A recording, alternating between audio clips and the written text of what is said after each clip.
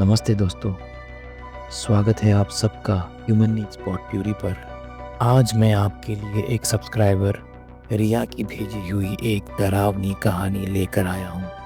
ये कहानी हिमाचल प्रदेश की एक छोटी सी गांव की है और इतनी डर लगने वाली है कि सुनते ही आपकी रोंगटे खड़े हो जाएंगे। तो हेडफोन्स लगाइए, लाइट्स डिम कीजिए और इस रहस्य भरी कहानी में डूब जाइए। रिया, उनके हस्बैंड और कज़न आदित्य एक वीकेंड गेटवे के लिए हिमाचल के मनाली के पास एक गांव गए थे। वहां उन्होंने एक पुरानी सी कॉटेज रेंट की थी। कॉटेज के आसपास घना जंगल और एक छोटी सी नदी थी। सीन बिल्कुल परफेक्ट लग रहा था, लेकिन जब वो वहां पहुंचे, रिया को लगा कुछ अजीब है।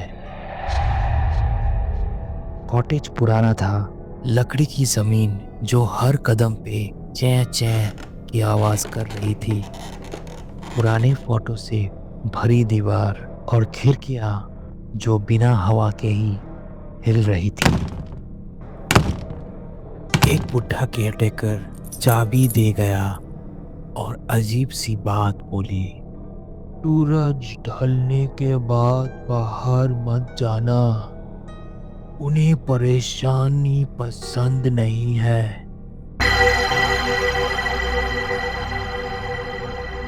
आदित्य हंसी में उड़ा दिया, पर रिया का दिल घबरा रहा था। पहली शाम नॉर्मल थी, लेकिन रात के 12 बजे जब सब बदल गया, रिया की बेडरूम की खिड़की के पास एक हल्की सी फुसफुसाहट सुनाई दी, जैसे कोई धीरे धीरे कुछ बोल रहा हो।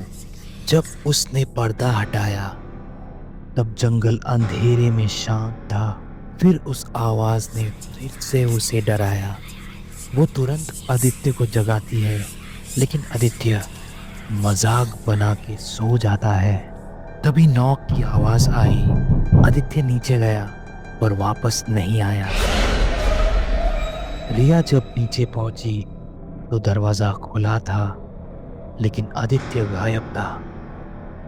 जंगल में जाकर रिया ने देखा कि जंगल के बीच एक खुली जगह थी जहां आदित्य खड़ा था, और उसके आसपास फीके और डरावने चेहरे घूम रहे थे।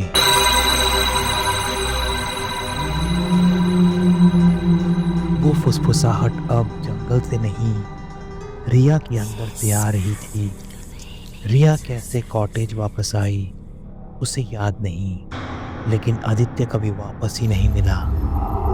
केयरटेकर ने कहा, जंगल की आत्मा जिसे ले जाती है, उन्हें सिर्फ तब वापस करती है जब उनका मन करे।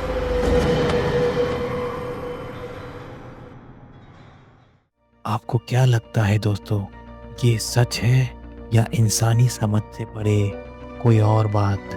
अगर आपके पास कोई ऐसी स्पाइन चिलिंग कहानी हो जो मुझे भेज सकते हो, तो भेजिएगा।